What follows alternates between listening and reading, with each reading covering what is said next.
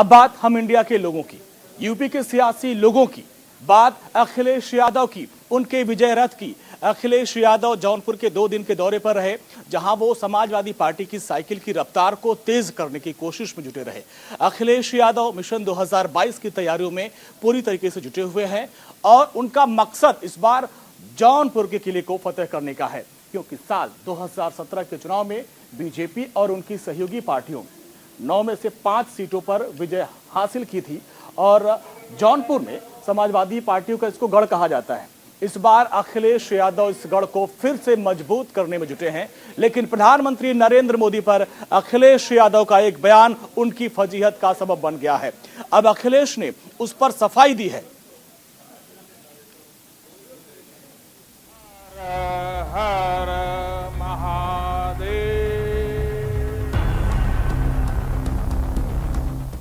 पूर्वांचल में मंगलवार का दिन सियासत का वार रहा। वाराणसी में प्रधानमंत्री नरेंद्र मोदी हुंकार भर रहे थे, तो जौनपुर में अखिलेश साइकिल के लिए विजय रथ लेकर निकले थे।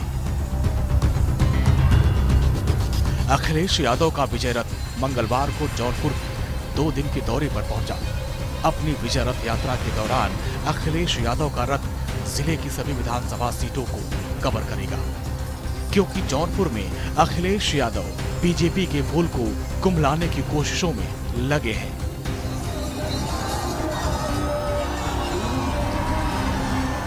अखिलेश यादव इस दौरान 5 सभाओं को संबोधित करेंगे। जौनपुर पहुंचने से पहले अखिलेश यादव ने प्रदेश की योगी सरकार को निशाने पर लिया।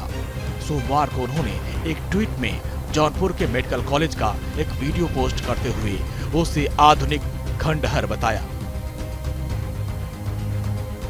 इस मेडिकल कॉलेज का उद्घाटन प्रधानमंत्री नरेंद्र मोदी ने 22 अक्टूबर को किया था, जबकि इसका शिलान्यास अखिलेश यादव ने 27 सितंबर 2014 को किया था। देखिए मुख्यमंत्री जी कितने होशियार हैं, देखिए मुख्यमंत्री जी कितने समझदार हैं। मोबाइल नीचे कर ले यार। कि वो माँ गंगा में डुबकी नहीं लगाई। माँ गंगा में डुबकी क्यों नहीं लगाई? मेरठ गया था, हिंडन का पानी देखा है मैंने। पानी काला हो गया हिंडन नदी का। काली नदी पहले से काली है। यमुना का किनारा पूरा काला हो गया। चंबल अगर यमुना में ना मिले तो यमुना मर गई है, समझ लीजिए। किसने कहा था कि माँ गंगा की सफाई करेंगे? क्या माँ गंगा की सफाई होगी? और यही गोमती जो आपके किनारे से बहती है, क्या माँ गंगा के साथ साथ गोमती की सफाई हो गई? आप सोचिए कितना बजट इसमें चला गया। बजट बह गया लेकिन कोई नदी साफ नहीं हुई। जौनपुर वाराणसी से सटा हुआ है। जौनपुर से समाजवादी पार्टी के दिग्गज नेता पारसनाथ यादव का रिश्ता है, जो यहां से 6 बार के विधायक और 2 बार सांसद रहे हैं। जौनपुर के सियासी गठन की बात करें तो जौनपुर जिले में विधानसभा की 9 और लोकसभा की 2 सीटें हैं। साल 2017 के विधानसभा चुनाव में बीजेपी ने 9 में से 4 सीटों पर फतेह हासिल की थी, तो समाजवादी पार्टी की साइकिल 3 सीटों पर सबसे आगे रही। वही हाथी को भी 1 सीट हासिल हुई थी और अपना दल को भी 1 सीट मिली। तो वही लोकसभा सीटों में जौनपुर सीट पर बीएसपी का कब्जा, तो मछली शहर सीट पर बीजेपी कमल खिलाने में कामयाब हुई है। वाराणसी में प्रधानमंत्री मोदी का सबसे बड़ा ड्रीम प्रोजेक्ट सोमवार को पूरा हुआ, जब प्रधानमंत्री मोदी ने काशी कॉरिडोर का उद्घाटन किया। लेकिन समाजवादी पार्टी के अध्यक्ष अखिलेश यादव ने पीएम मोदी पर काशी को लेकर प्रहार किया, जिसके बाद अब वो बीजेपी के निशाने पर हैं। बहुत अच्छी बात है। 1 महीना नहीं, 2 महीना, 3 महीना वहीं रहें, अच्छी बात है। वो जगह रहने वाली है, आखिरी समय पर वहीं रह जाता है बनारस में। प्रधानमंत्री मोदी पर अखिलेश यादव के बयान पर बीजेपी अखिलेश पर हमलावर हो गई है और बीजेपी ने अखिलेश के संस्कारों पर सवाल उठा दिए।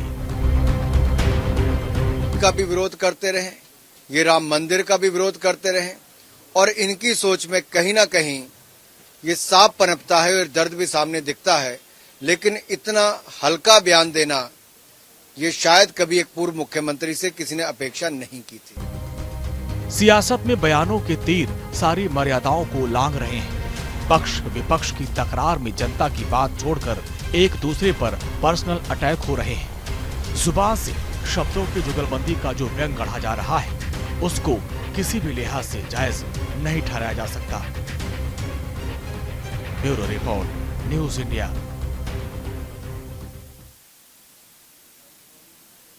हम इंडिया के लोग में अब बात होगी प्रधानमंत्री मोदी के काशी दौरे की। वाराणसी में प्रधानमंत्री नरेंद्र मोदी ने मुख्यमंत्रियों के साथ बैठक की, जिसमें विकास के साथ साथ जनता से जुड़े कई मंत्र उनको दिए। बीजेपी शासित मुख्यमंत्रियों के साथ प्रधानमंत्री की यह बैठक 2022 को होने वाले विधानसभा चुनाव को देखते हुए काफी महत्वपूर्ण मानी जा रही है। इसके अलावा प्रधानमंत्री मोदी ने उमराह में जनसभा को भी संबोधित किया और कहा कि बनारस देश को नई दिशा दे रहा है। प्रधानमंत्री मोदी ने देशवासियों को संकल्प लेकर न्यू इंडिया के निर्माण में योगदान देने की अपील की। हर हर महादेव। प्रधानमंत्री नरेंद्र मोदी ने अपने काशी दौरे के दूसरे दिन कई कार्यक्रमों में शिरकत किया। प्रधानमंत्री मोदी ने बीजेपी शासित राज्यों के मुख्यमंत्रियों के साथ बैठक की और कई मुद्दों पर चर्चा की। पीएम ने बैठक में कहा कि सबका साथ सबका विकास के सपने को सभी राज्यों में सही तरीके से पहुंचाया जाए। साथ ही प्रधानमंत्री नरेंद्र मोदी ने सभी मुख्यमंत्रियों से कोरोना के नए वेरिएंट ओमिक्रॉन को लेकर सतर्क रहने को कहा। इसके बाद प्रधानमंत्री उमराह में स्वर्वेद महामंदिर धाम में आयोजित विहंगम योग के 98वें वार्षिकोत्सव को संबोधित किया। इस मौके पर प्रधानमंत्री मोदी ने कहा, बनारस देश को नई दिशा दे रहा है। वाराणसी में हर तरह का बदलाव हुआ है। उन्होंने कहा कि इस बदलाव से काशी ने दिखा दिया कि इच्छा शक्ति हो तो कुछ भी संभव है। भविष्य के भारत को सुदृढ़ करने के लिए अपनी परंपराओं, अपने ज्ञान दर्शन का विस्तार आज समय की मांग है। इस सिद्धि के लिए काशी जैसे हमारे आध्यात्मिक और सांस्कृतिक केंद्र एक प्रभावी माध्यम बन सकते हैं। हमारी सभ्यता के ये प्राचीन शहर पूरे विश्व को दिशा दिखा सकते हैं। बनारस जैसे शहरों ने मुश्किल से मुश्किल समय में भी भारत की पहचान के, कला के, उद्यमिता के बीजों को सहेज कर रखा है। जहां बीज होता है, वृक्ष वहीं से विस्तार लेना शुरू करता है। और इसलिए आज जब हम बनारस के विकास की बात करते हैं, तो इससे पूरे भारत के विकास का रोड मैप भी बन जाता है। इस मौके पर प्रधानमंत्री नरेंद्र मोदी ने देशवासियों से कुछ संकल्प भी लेने को कहा। पानी को बचाने का संकल्प लेना होगा। देश को, अपनी नदियों को, गंगा को, सभी जल स्रोतों को साफ रखना होगा। प्रधानमंत्री नरेंद्र मोदी ने कहा कि हमें संकल्प लेना होगा। हमें अपनी बेटियों को पढ़ाते हुए उनका स्किल डेवलपमेंट भी कराना होगा। अपने परिवार के साथ साथ जो लोग समाज में जिम्मेदारियां उठा रहे हैं, वो गरीब की बेटियों के स्किल डेवलपमेंट की जिम्मेदारी उठाएं। मैं आज आप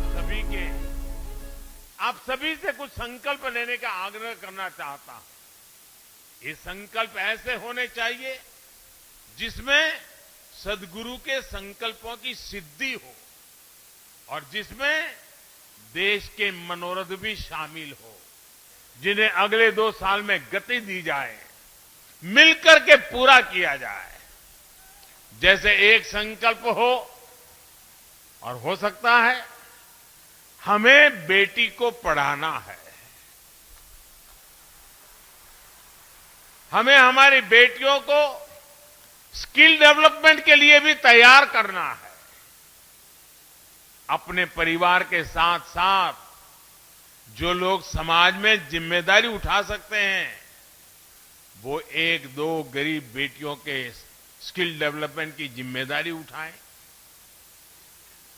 एक और संकल्प हो सकता है, पानी बचाने के लिए हमें अपनी नदियों को, गंगा जी को, सभी जल स्रोतों को स्वच्छ रखना है। इसके लिए भी आपसे संस्थान द्वारा नए अभियान शुरू किए जा सकते हैं। वहीं यूपी के मुख्यमंत्री योगी आदित्यनाथ ने कहा कि वैश्विक मंच पर भारत की परंपरा, संस्कृति और सभ्यता को आज जो मान्यता मिली है उस पर हर देशवासी को गर्व है।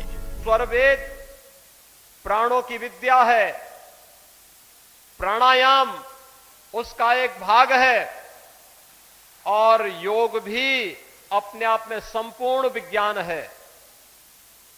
योग को वैश्विक मान्यता 21 जून की तिथि को हम सब मनाते हैं।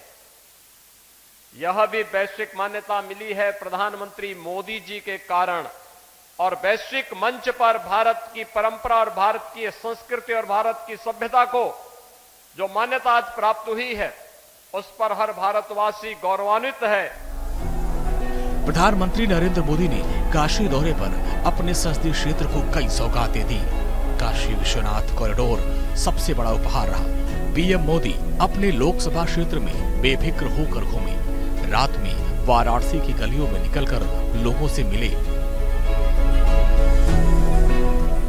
जाहिर है 2022 में होने वाले विधानसभा चुनाव से पहले मोदी ने जो मास्टर स्ट्रोक खेल दिया है। Bureau report, news India.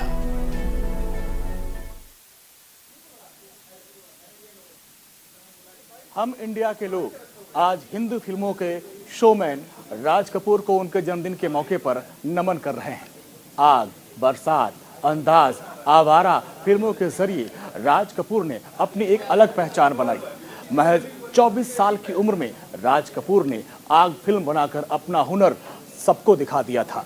Direction, production, writing, जिस भी क्षेत्र में कपूर साहब ने अपना हाथ आजमाया वो सफल रहा।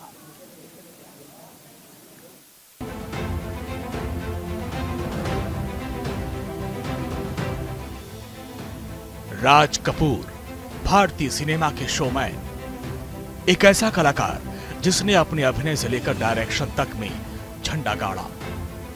14 दिसंबर 1924 को पेशावर के एक हिंदू पंजाबी परिवार में जन्मे राज कपूर हिंदी सिनेमा के पितामह पृथ्वीराज कपूर के लड़के हैं। राज कपूर महज 24 साल की उम्र में फिल्म आग के डायरेक्शन से सबसे युवा फिल्म निर्देशक बनकर सामने आए। साल 1948 में उन्होंने आरके फिल्म्स के नाम से स्टूडियो बनाया। इस स्टूडियो की पहली फिल्म थी बरसात। इस फिल्म में उनका और नरगिस का एक सीन इतना पसंद आया कि बाद में वही आरके फिल्म्स का लोगो बन गया। 1929 में जब पृथ्वीराज कपूर मुंबई आए थे तो उनके साथ मासूम राज कपूर भी आए। सिद्धांतों के पक्के इंसान पृथ्वीराज कपूर ने अपने बेटे राज कपूर से साफ कह दिया था कि नीचे से शुरुआत करोगे तो ऊपर तक जाओगे। राज कपूर ने पिता की इस बात को गांठ बांध लिया और जब उन्हें 16 साल की उम्र में रणजीत मूवीटोन में साधारण एम्प्रेटिस का मौका मिला तो उन्होंने वजन उठाने और पोछा लगाने के काम से परहेज नहीं किया। राज कपूर ने 11 साल की उम्र में फिल्म इनकलाब से अपने अभिनय की शुरुआत की। उस समय वो बॉम्बे टाकीज स्टूडियो में सहायक का काम करते थे। राज कपूर ने अभिनय के साथ साथ डायरेक्शन, प्रोडक्शन और राइटिंग में भी हाथ आजमाया और वो इसमें कामयाब रहे। राज कपूर को 1971 में पद्म भूषण और 1987 में सिनेमा के सर्वोच्च सम्मान दादा साहब फाल्के पुरस्कार से सम्मानित किया गया। इसके अलावा 1960 में फिल्म अनाड़ी, 1962 में जिस देश में गंगा बहती है के लिए सर्वश्रेष्ठ अभिनेता का फिल्म फेयर पुरस्कार भी राज कपूर को मिला। उसके बाद 1965 में संगम, 1970 में मेरा नाम जोकर, 1983 में प्रेम रोग के लिए सर्वश्रेष्ठ निर्देशक का फिल्म फेयर पुरस्कार मिला। अभिनेत्री नरगिस के साथ तो राज कपूर की जोड़ी हिट होने की गारंटी मानी जाती थी। नरगिस ने राज कपूर के साथ कुल 16 फिल्में की, जिनमें 6 फिल्में आर.के. बैनर की ही थी। इन फिल्मों में आग, बरसात, अंदाज, आवारा, श्री 420, जागते रहो और चोरी चोरी जैसी यादगार फिल्में शामिल हैं। Bureau report, news India. Break के बाद एक बार फिर से आपका स्वागत है। श्रीनगर में सुरक्षा बल के बस पर हुए हमले में 3 जवान शहीद हो गए, जबकि कई घायल बताए जा रहे हैं। हाल के दिनों में सेना और पुलिस बल की कार्रवाई में कई आतंकवादी मारे जा चुके हैं, लिहाजा आतंकवादी बौखलाए हुए हैं और इस हमले की जिम्मेदारी कश्मीर टाइगर्स ने ली है।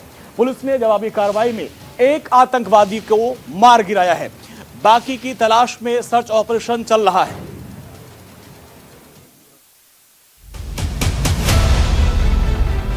जम्मू कश्मीर के श्रीनगर में पुलिस बस पर हुए हमले में 3 पुलिसकर्मी शहीद हो गए। वे करीब 11 पुलिस वाले घायल। हमले के कुछ घंटों बाद आतंकी गुट कश्मीर टाइगर्स ने इसकी जिम्मेदारी ली, जो जैश-ए-मोहम्मद से जुड़ा बताया जा रहा है। पुलिस के मुताबिक 25 पुलिसकर्मियों को लेकर जा रही बस पर आतंकवादियों ने 3 तरफ से हमला कर दिया। हमले में 14 पुलिसकर्मी घायल हुए हैं, इनमें से 3 शहीद हो गए। एक बस में 25 आदमी श्रीनगर सिटी से जेवन जा रहा था। रास्ते में 6:30 बजे अंधेरा हो चुकी थी और आरोपी भी हट गई थी, तो 2-3 टेररिस्ट आके अंधेरा का फायदा उठाते हुए अंधाधुंध गाड़ी पर फायरिंग किया, जिसमें हमारे 14 पुलिस पर्सन जख्मी हो गए।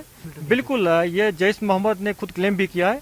जैश मोहम्मद का ऑफ सूट है कश्मीर टाइगर, उन्होंने क्लेम भी किया। और जैश मोहम्मद का चूंकि वहाँ से लेकर खरू से पामपोर से लेकर त्राल तक जैश मोहम्मद का मूवमेंट पाया जाता है, हम लोग उसको मॉनिटर भी कर रहे हैं। इस ग्रुप को जल्दी से हम लोग न्यूट्रलाइज करेंगे। तो हम लोग को खबर मिला था कि एक लश्कर तैयबा का 2-3 टेररिस्ट का मूवमेंट है और पुलिस के नाका पर कहीं भी अटैक कर सकता है। तो श्रीनगर पुलिस ने 2-3 जगह नाका लगाया था, सरप्राइज नाका, और नाका पर टेररिस्ट ने फायरिंग किया, जिसमें 2 टेररिस्ट मारा गया। एक 2018 का रिक्रूट टेररिस्ट था, पुराना मिलिटेंट लोकल, और दूसरा पाकिस्तानी टेररिस्ट मारा गया और दोनों से 2 AK-47 मिला है। ये हमला श्रीनगर के जेवन इलाके के खोनमोह रोड पर पंथा चौक में हुआ। इंडियन रिजर्व पुलिस की 9वीं बटालियन की बस पर आतंकवादियों ने फायरिंग कर हमले को अंजाम दिया। आतंकवादियों ने बस को रोकने के लिए टायर पर फायरिंग की। इसके बाद बस पर 2 तरफ से ताबड़तोड़ फायरिंग की गई। पुलिस और सेना मिलकर सर्च अभियान चला रही है। ये जो टेररिस्ट अटैक हुआ है, ये खैर तो चिंता का विषय है ही, क्योंकि इस प्रकार के अटैक है, हमारे 2 वीर पुलिसमैन मारे गए और 12 जख्मी हुए हैं, जिनका अभी तक इलाज चल रहा है। लेकिन मुझे लग रहा है एक तरफ से ये अटैक ये नहीं दिखाता है कि टेररिज्म जो है, आतंकवाद जो है, ये कश्मीर में अभी बढ़ रहा है। मुझे लगता है ये इसकी आखिरी चिंगारी है। आग बुझने से पहले वो जो चिंगारी जो होती है, ये आखिरी चिंगारी है। हो सकता है 1-2 और इस प्रकार के इंसिडेंट हो, लेकिन मुझे लगता है कि आतंकवाद अभी कश्मीर से पूरी तरह से खत्म होने वाला है। भारतीय सेना ने तो साफ कह दिया है कि जो इस अटैक के जो जिन्होंने भी किया है उनको बख्श नहीं किया जाएगा। और मुझे पूरी उम्मीद है कि आने वाले दिनों में जिन्होंने भी इस अटैक में हिस्सा लिया है उनको खत्म कर दिया जाएगा। प्रधानमंत्री नरेंद्र मोदी ने इस आतंकी वारदात पर दुख जाहिर किया है। उन्होंने फौरन हमले की रिपोर्ट मांगी है। घायलों को बहुत जल्द स्वस्थ होने की प्रार्थना की है।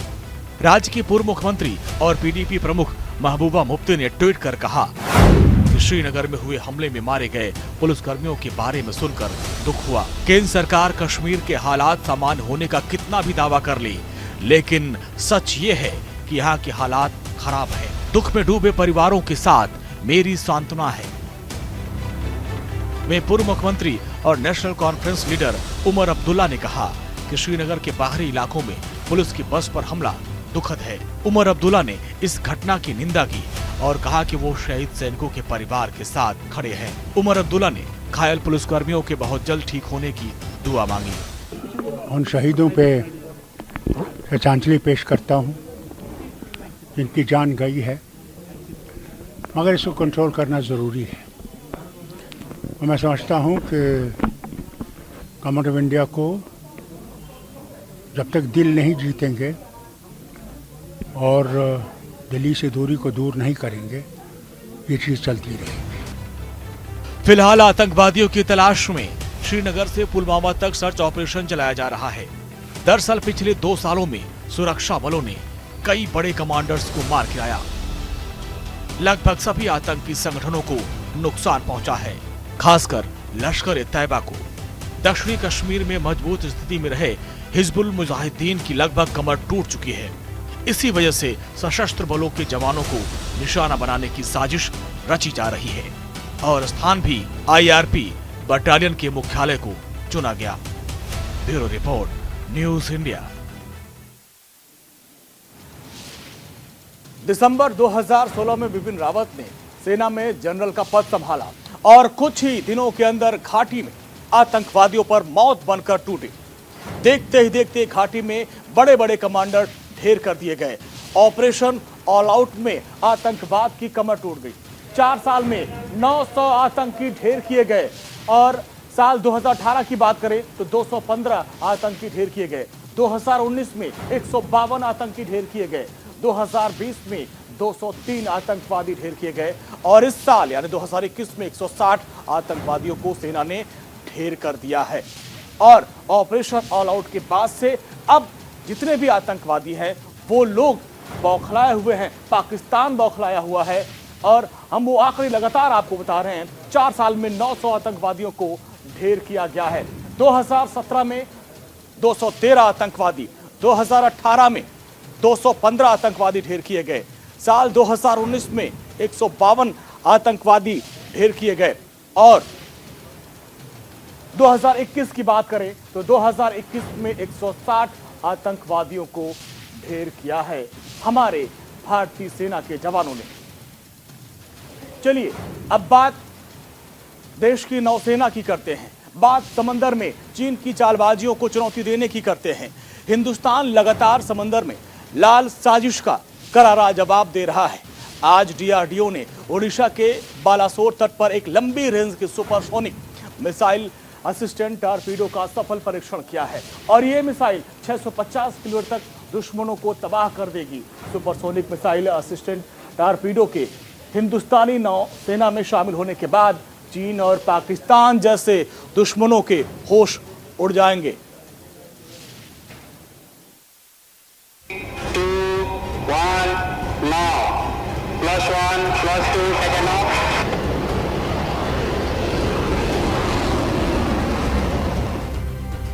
चीन और पाक से स्मार्ट है इंडिया। +1 +2 second off।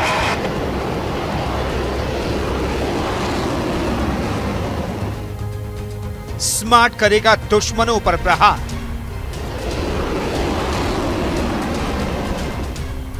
स्मार्ट की मार से दुश्मन होंगे तबाह।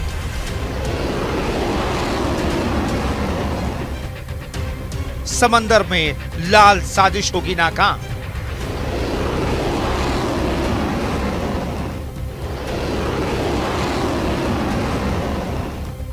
DRDO ने ओडिशा के बालासोर तट पर एक लंबी रेंज के सुपरसोनिक मिसाइल असिस्टेंट टॉर्पीडो का सफल परीक्षण किया है, जिससे चीन और पाकिस्तान की सांसें उखड़ने लगी हैं, क्योंकि यह मिसाइल 650 किलोमीटर तक दुश्मनों को तबाह कर सकती है।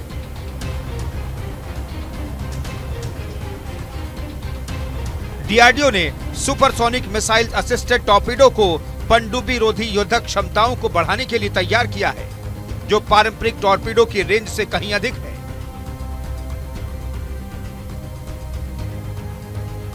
स्मार्ट अगली पीढ़ी की मिसाइल आधारित टॉर्पीडो डिलीवरी प्रणाली है। DRDO ने जब इसका परीक्षण किया तो यह मिसाइल सभी क्षमताओं पर पूरी तरह से खरी उतरी।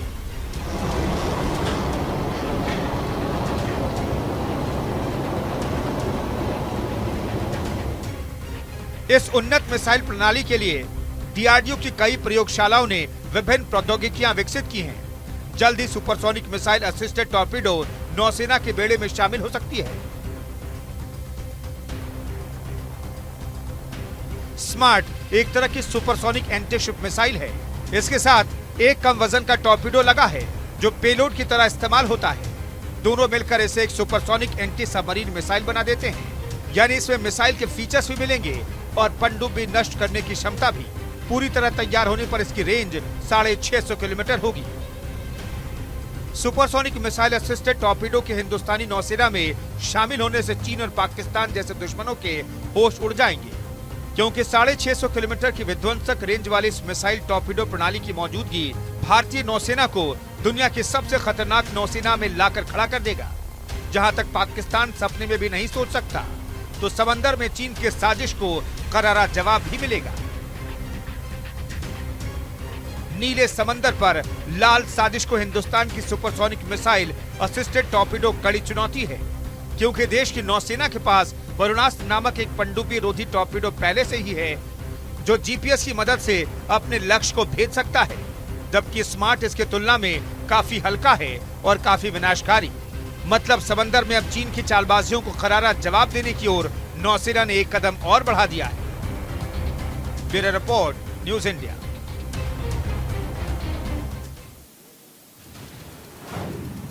हम इंडिया के लोग में अब बात राष्ट्र की सुरक्षा से जुड़ी खबर की। राजस्थान की रेतीली धरती से जो खबर आई, उसने चीन की परेशानियों को बढ़ा दिया, तो पाकिस्तान के सेना के हाथ पांव फूलने लगे हैं। चीन और पाकिस्तान से चल रहे तनाव के बीच डीआरडीओ ने शनिवार को पिनाक के नए संस्करण पिनाक ईआर का पोखरण में सफल परीक्षण किया है। इस परीक्षण के सफल होने के बाद यह स्वदेशी मल्टी बैरल रॉकेट लॉन्चर और भी ज्यादा खतरनाक हो गया है, दुश्मनों के लिए विध्वंसक हो गया है।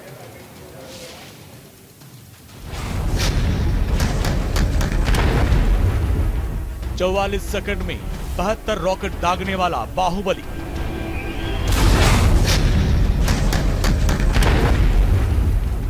दुश्मनों को संभलने का मौका नहीं देगा।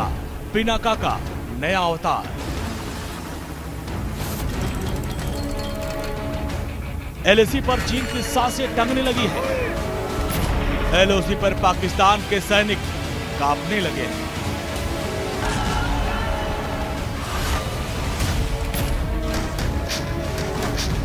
पूरी तरह से स्वदेशी तकनीक से निर्मित बिना गाइडेड रॉकेट लॉन्चर सिस्टम अब अपने नए अवतार के साथ दुश्मन के मंसूबे को ध्वस्त करने के लिए तैयार है।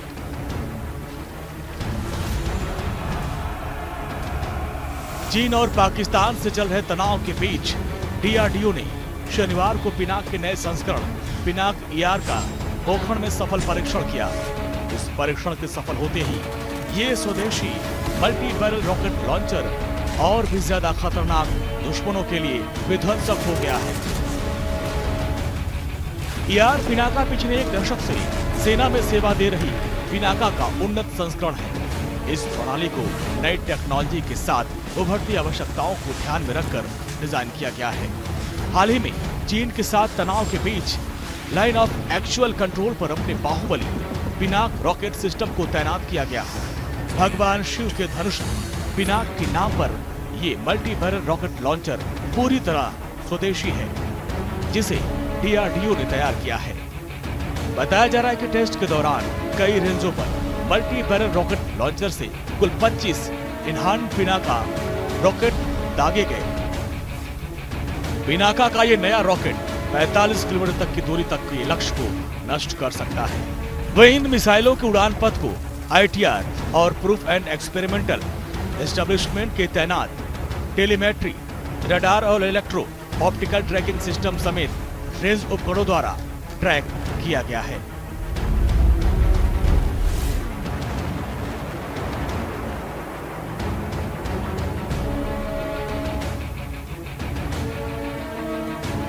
पिनाक पहले 44 सेकंड में 12 रॉकेट दागने वाला मिसाइल लॉन्चर सिस्टम था, लेकिन अब ये 44 सेकंड में 72 रॉकेट दुश्मनों पर दागने में सक्षम है। पिनाका की मारक क्षमता पहले 38 किलोमीटर तक थी, लेकिन अपग्रेड होने के बाद ये 75 किलोमीटर दूरी तक सटीक निशाना लगाने का मादा रखता है। 1999 के कारगिल युद्ध के दौरान भारतीय सेना ने पिनाक मार्क 1 संस्करण का इस्तेमाल किया था, जिसने पहाड़ की चौकियों पर तैनात पाकिस्तानी चौकियों को सटीकता के साथ निशाना बनाया और युद्ध में दुश्मन को पीछे हटने पर मजबूर किया। लेकिन अब पिनाका और घातक हो गया है, जिससे दुश्मनों में दहशत है। Bureau report, news India. हम इंडिया के लोग में अब बात मध्य प्रदेश के कटनी के लोगों की। एमपी के कटनी के लोग ट्रांसफार्मर की जलने की वजह से काफी परेशान हैं। विद्युत विभाग सुध लेने को तैयार नहीं। लोगों के घरों में अंधेरा है, खेत प्यासे हैं। इलाके के लोगों ने विद्युत विभाग के खिलाफ विरोध प्रदर्शन करने का एक अनोखा तरीका अपनाया है। ट्रांसफार्मर की शव यात्रा निकाली गई।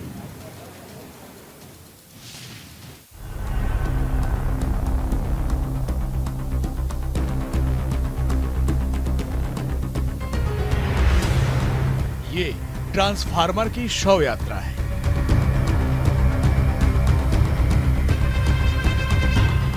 ट्रांसफार्मर की मौत ने इलाके के लोगों को रुला दिया।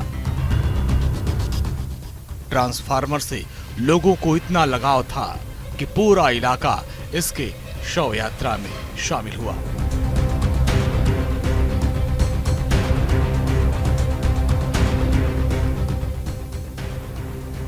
मध्य प्रदेश के कटनी जिले में पटना गांव में ट्रांसफार्मर की मौत से हर कोई दुखी है, हर कोई रो रहा है। यही वजह है कि गांव का हर कोई बाशिंदा ट्रांसफार्मर पर फूल माला चढ़ाने को आतुर है।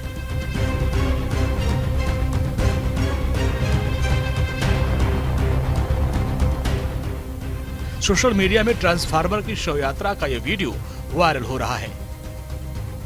दरअसल पटना गांव के लोग विद्युत विभाग की लापरवाही का दंश भोग रहे हैं। लोगों के सामने भूखे मरने की नौबत आ गई। यहाँ हर शख्स गुस्से में है। विद्युत विभाग की लापरवाही पर आग बबूला है। इलाके के लोगों में गुस्सा इतना ज्यादा है कि पटना के ग्रामीणों ने गांव में ट्रांसफार्मर की अर्थी निकाल विरोध भी जताया।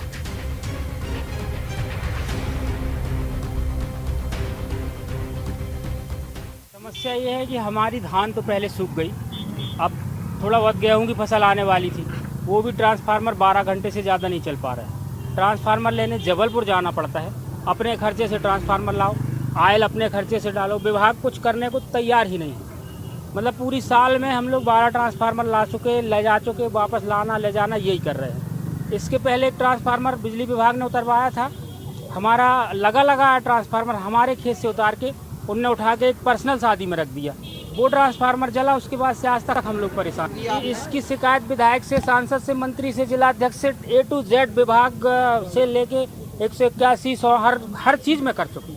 कहीं कोई सुनवाई नहीं, कोई भी सुनवाई नहीं। हर आए दिन 12 घंटा में 24 घंटे में ट्रांसफार्मर जल जाता है। हर गांव तक बिजली को पहुंचाने का दावा किया जा रहा है, लेकिन कटनी के पटना गांव की हालत तो बेहद ही खराब है। गांव के लोगों का दावा है कि ट्रांसफार्मर 24 घंटे में जल जाता है और शिकायत के बाद भी बिजली विभाग के कर्मचारियों पर कोई फर्क नहीं पड़ता। पूरा गांव अंधेरे में डूब जाता है। जो खेत वो प्यासे रह जाते हैं।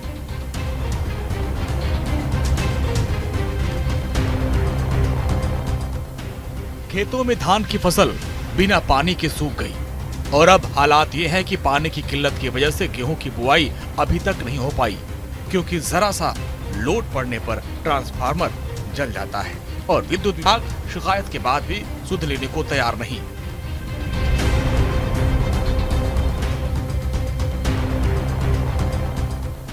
वीडियो वायरल हुआ तो प्रशासन की नींद भी टूटी। विद्युत विभाग ने ट्रांसफार्मर को बार बार जलने की बात से इनकार किया, लेकिन किसानों की सुध लेने की बात अब की जा रही है।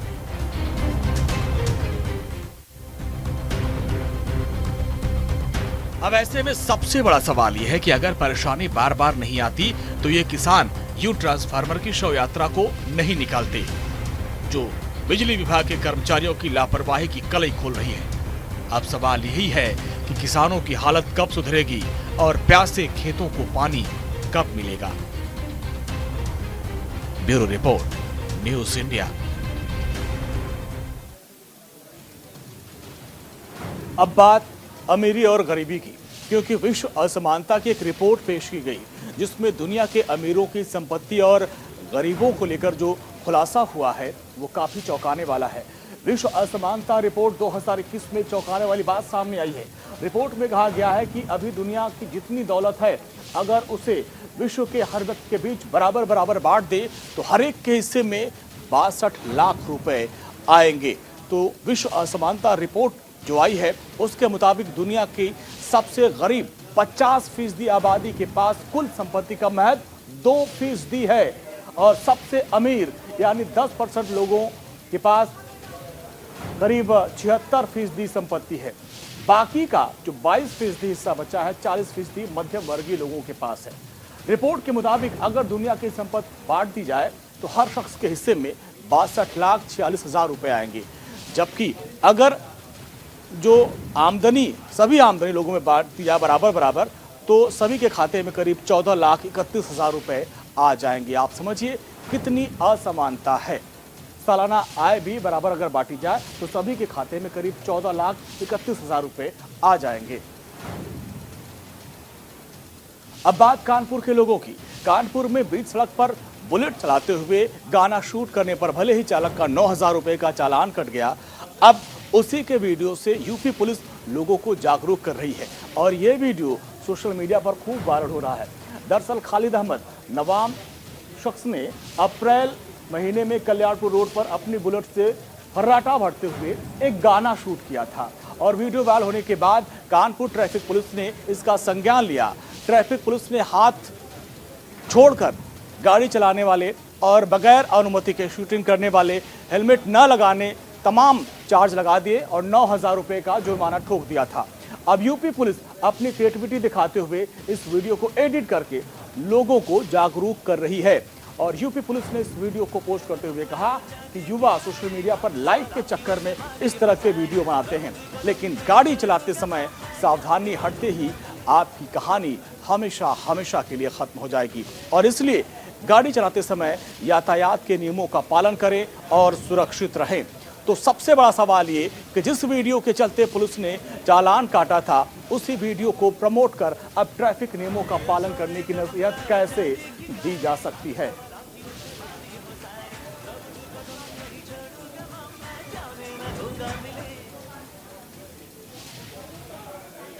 तो जो पहले खलनायक था वो अब नायक बन गया।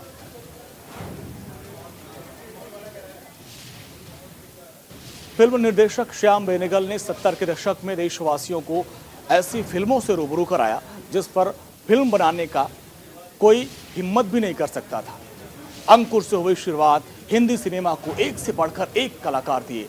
श्याम बेनेगल के जन्मदिन के मौके पर आज हम उनकी उन फिल्मों की बात करेंगे जिन्होंने समाज का नजरिया बदल कर रख दिया।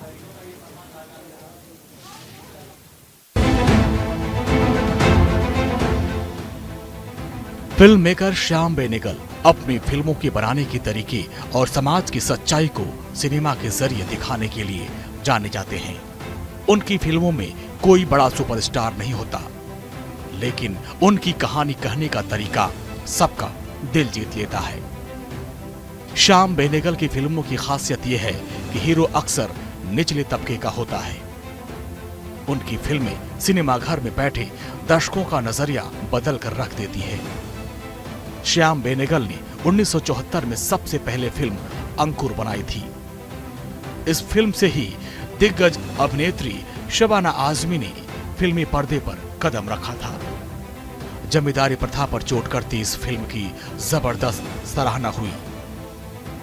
बेनेगल की फिल्म अंकुर की चर्चा सिर्फ देश ही नहीं बल्कि विदेशों में भी हुई। इस फिल्म की सफलता का अंदाजा इसी बात से लगाया जा सकता है कि अंकुर को 40 से अधिक नेशनल और इंटरनेशनल अवार्ड हासिल हुए। श्याम बेनेगल को film director, screen writer, documentary film maker के तौर पर पैरेलल सिनेमा का अगुआ माना जाता है। 70 के दशक में श्याम बेनेगल ने उन विषयों पर फिल्म बनाने का फैसला किया जिसे छूने से दूसरे फिल्म निर्माता कतराते थे। श्याम बेनेगल की काबिलियत का अंदाजा इसी बात से लगाया जा सकता है कि उन्होंने अपने फिल्मी करियर में पहली 4 फिल्मों को खुद डायरेक्ट किया, खुद ही लिखा। श्याम बेनेगल की फिल्मों का कमाल था कि बॉलीवुड को ऐसे कई दिग्गज कलाकार मिले जिनकी अदाकारी आज भी झंडा गाड़े हुए है। बेनेगल ने मम्मो, सरदारी बेगम, सूरज का 7वां घोड़ा, जुबैदा, वेलकम टू सज्जनपुर, जैसी फिल्में बनाकर दर्शकों को सिनेमा के एक नए आयाम से रूबरू कराया। फिल्मों के अलावा दूरदर्शन पर आने वाले प्रसिद्ध धारावाहिक भारत एक खोज, कहता है जोकर, कथा सागर को श्याम बेनेगल ने डायरेक्ट किया था। श्याम बेनेगल को कई नेशनल अवार्ड से नवाजा जा चुका है। इसी के साथ ही उन्हें पद्मश्री, पद्म भूषण और दादा साहेब फाल्के अवार्ड भी मिल चुका है। Bureau report, news India. और इस वक्त एक बड़ी खबर आ रही है। हैती में तेल टैंकर में ब्लास्ट हुआ है, जिसमें 50 से ज्यादा लोगों के मरने की खबर आ रही है और विस्फोट के बाद आग का तांडव है। दर्जनों लोग इसमें झुलस गए हैं। हैती में एक तेल के टैंकर में जबरदस्त धमाका हुआ है और जिसमें करीब 40 से अधिक लोगों की मौत हो गई है और दर्जनों लोग इसमें झुलस गए हैं। प्रधानमंत्री एरियल हेनरी ने मंगलवार को कहा कि विस्फोट कैप हैतियन शहर में हुआ। उन्होंने कहा कि वो इस घटना से अत्यंत दुखी हैं। पुलिस की ओर से घटना का तत्काल कोई और विवरण उपलब्ध नहीं हो पाया है।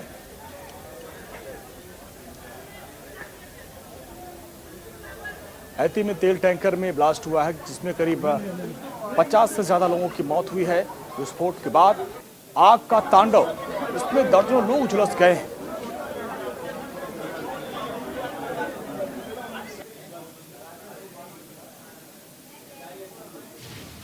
और इसी के साथ हम इंडिया के लोग में इतना ही। आप देखते रहिए न्यूज इंडिया। नमस्कार।